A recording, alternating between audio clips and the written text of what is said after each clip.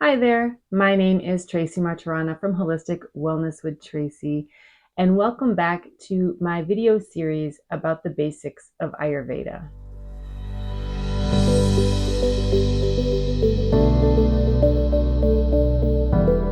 A few months ago, someone asked me, what specifically is Ayurveda? So I created a blog post talking about it. I discussed the 20 gunas. I've done a previous video on the 5 elements and how they break down into the 3 doshas. But I wanted to continue to talk about this idea of dosha and how it relates to not only our bodies and our minds, but the rhythm in which we live our day. Ayurveda is based on the idea that we live in sync with Mother Nature. And what I want to talk about today specifically is a term called dinacharya, which means the cycle or the rhythm of the daily clock. Now, when we spoke previously about the 3 doshas, Vata, Pitta, and Kapha, if you haven't watched that video, I will link it down in the show notes so you can check it out. But these 3 energies make up everything. You might know people who are very Vata-like people, or who are very Pitta-like people, or who are very Kapha-like people. Vata people tend to be very skinny, very light, sort of like a very bird-like skeleton. They often are very creative, but a little bit erratic, maybe in their behaviors and thought processes. Pitta people tend to be a little more athletically built. They tend to be sort of analytical. They might be hot. They might have red skin. They might have skin issues, but they're analytical and thorough and sometimes a bit hyper focused. And then our Kapha people tend to be a little weightier, a little bulkier. They also tend to be nurturing. They're the caregivers. They might be a little bit moist, have sinus issues. So each dosha, when you see it in a person, there are positive attributes and negative attributes. And if you're in balance and you're taking care of yourself and you're living in rhythm, you'll see the positive attributes. And when we let ourselves go out of balance and we don't take care of ourselves properly, that's when we see more of the negative. You may or may not remember when we discussed the 3 doshas, each one has its own sort of energetic quality. Vata has the energy of movement. Pitta has the energy of transformation. And Kapha has this energy of cohesion. You might wonder, how does this bring us back to the daily clock that I talked about? So let me show you. Let's take a look at the Ayurvedic clock.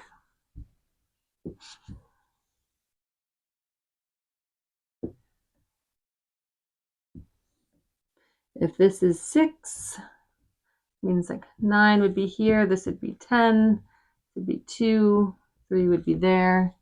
You get the gist, you can fill the rest in. We divide the day into the 3 doshas, the 3 different energies.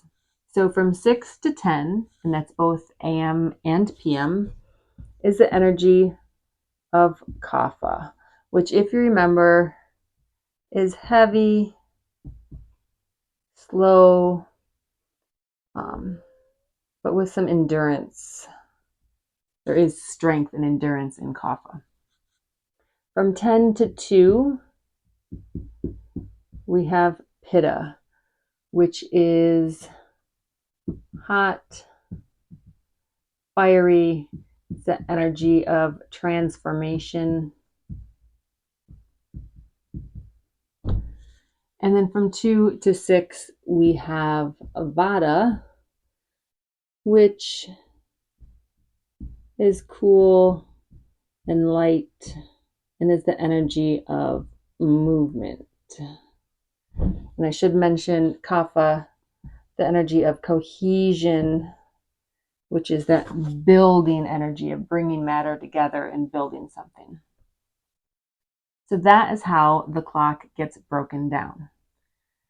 What does that mean exactly? It means that in order to live in balance, we want to do the appropriate actions or live our lives in a way that we're not fighting against these energies, we're working with them. Let's start with breakfast. I feel like that is one area that Ayurveda is completely opposite of what I was taught as a child. And that is what I was taught was breakfast is the most important meal of the day. It should be a big breakfast to hold you through.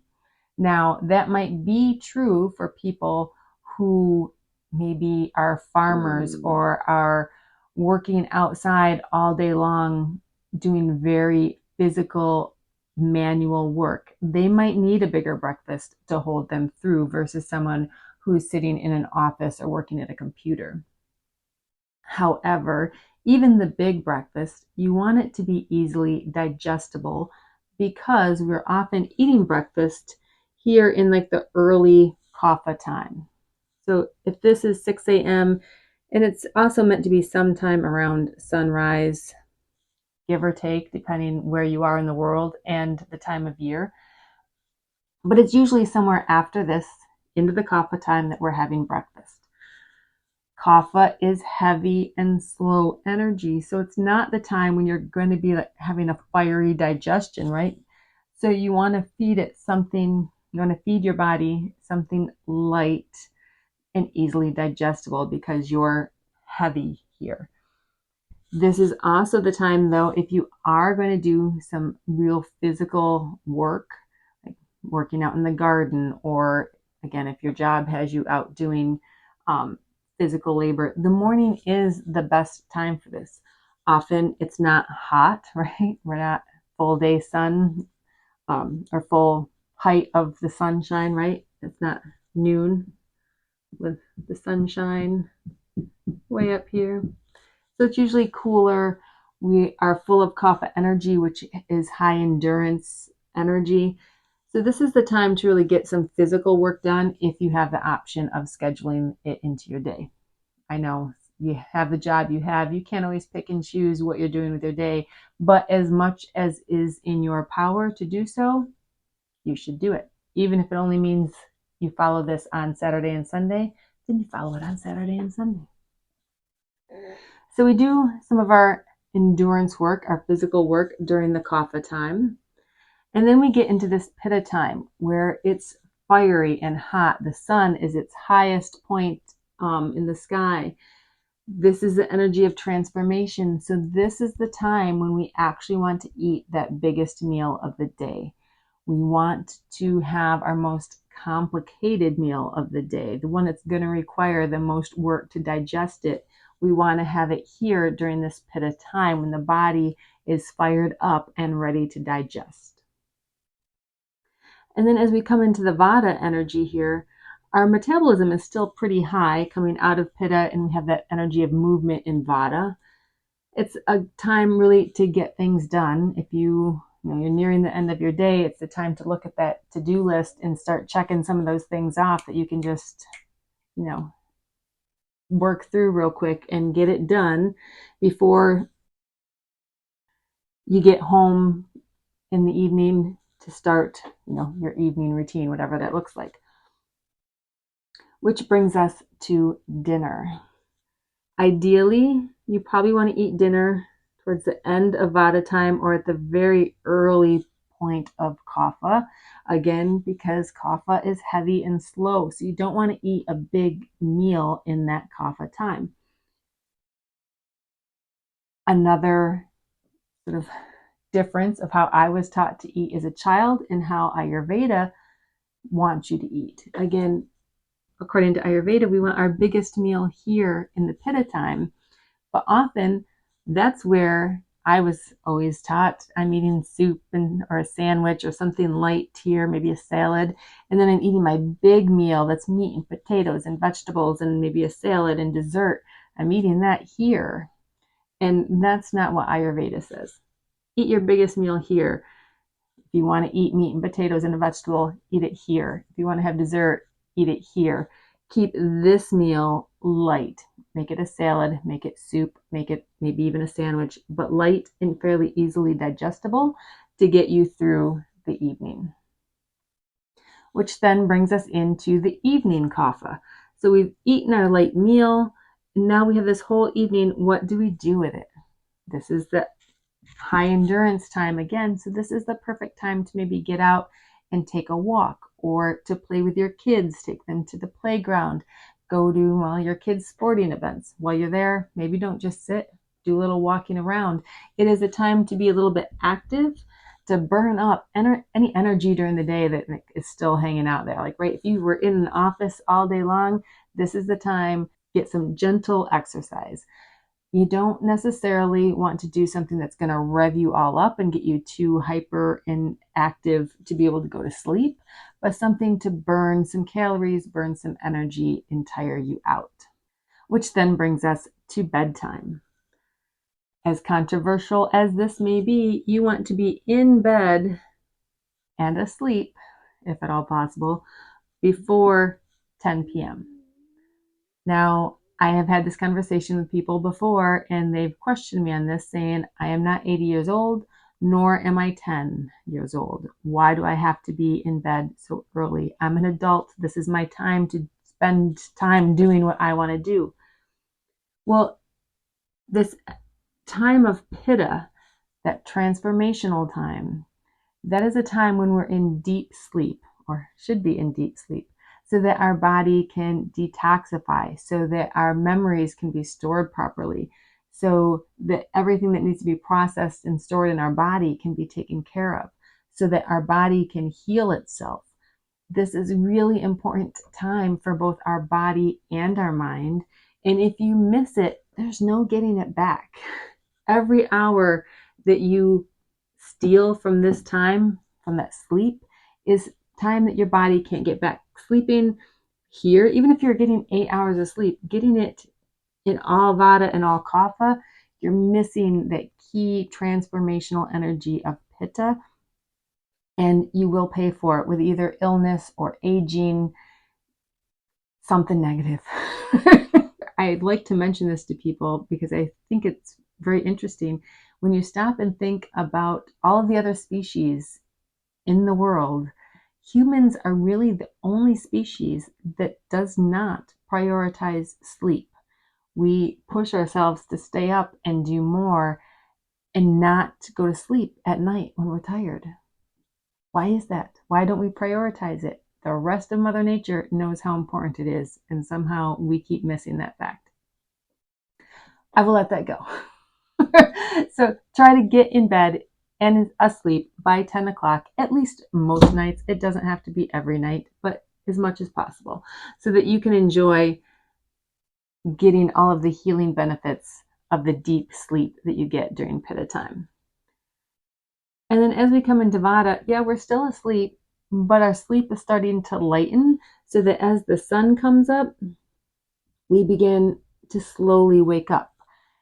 It always makes me think of comparing ourselves to a seed in the ground, or like a spring bulb who knows that the sun is out there, even though it might be dark, we might be covered up in soil, but the sun is coming up, our brain knows it, and we start to wake up. Just like the seed, it's us. We are part of Mother Nature. We should never forget that, right? Our bodies work the same as the rest of nature. So we try to wake up sometime with the sun, maybe a little bit before sunrise, with sunrise, in that ballpark. And Ayurveda has a name for this time of when we wake up to like around sunrise, and it's called Brahma Muhurta. It essentially means like a sacred time. It is the perfect time to carve out a little bit of a morning routine for you that might include meditation, journaling. It might just be simply taking a few breaths, trying to slowly start your day in a very sacred way, acknowledging and being grateful for the gift of a new day. And then we start it all over again. We have our light breakfast. We do some work. We have our nice big lunch up here. As we come out of the day, we have our nice light dinner, and then we repeat and we repeat. So as much as you can stay with this rhythm, the better off you will be. Now, I know, for one, these times are a little bit arbitrary in that, again, by the time of year or where you live, sunrise isn't always at 6 a.m. So therefore, maybe the sun being at the highest isn't always exactly noon. Depending on where you are, it might be over here. So they shift a little bit. So you don't have to be so regimental that says, at 10 o'clock, I must be in bed. In the summer, it might be closer to 10:30. In winter, it might be 9. It, you have to play it by ear a little bit and just feel the rhythm of the season. But overall, if you could do this, you will be healthier and happier. Also, I know that unfortunately, not everybody works a job that allows them a normal schedule. So some people are working through this pit of time and there's nothing they can do about it. Just realize that while that happens, if you have the opportunity to follow the schedule ever, try to do it as much as possible. Know that if you can take a job that allows you to sleep at night and not be at work at night, it will be beneficial. Can everybody do it? No. But if it's in your power, try to make it work. So the key takeaways for Dinacharya is try to wake up around the time that the sun is rising. Maybe take a few minutes to do some meditation or breathing work or gratitude work, even if it's just 3 breaths and a moment to be grateful for the fact that you have a new day in front of you. That's all you need. Start your day with a light, easy to digest breakfast and make lunch your biggest, most complicated meal of the day, eating it sometime between 10 and 2. Supper. So versus having a big dinner, supper, meaning a supplemental meal, something that is just enough to get you through the day and allow you to get to bed without being starving. And then early to bed. Again, trying to be in bed and asleep before that pitta energy hits is beneficial.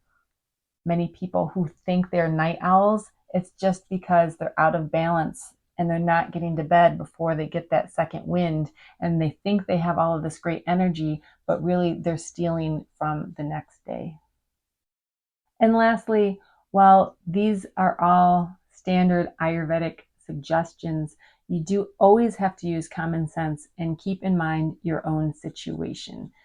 Things like diabetes or strange life schedules or other illnesses, anything that makes your life a little less typical could impact how well you are able to follow these suggestions. So you might find that a light supper, yeah, that's great, but it just means that you need to have another snack before bed, either because you are a very fast digester and you'll wake up in the middle of the night hungry, or maybe you have sugar concerns due to diabetes and you need to think that through a little bit and plan a little bit differently. Let that trump whatever Ayurveda is telling you. Listen to your body.